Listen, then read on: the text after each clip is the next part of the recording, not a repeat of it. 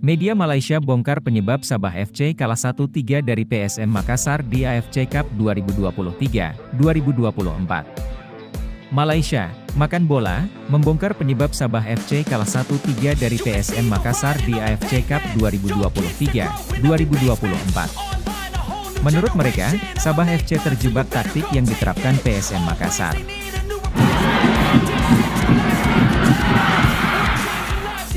Ya, pil pahit harus ditelan. Sabah FC kalah menjamu PSM Makassar di Stadion Likas, Kota Kinabalu, Malaysia, Kamis 14 Desember 2023 malam waktu Indonesia Barat.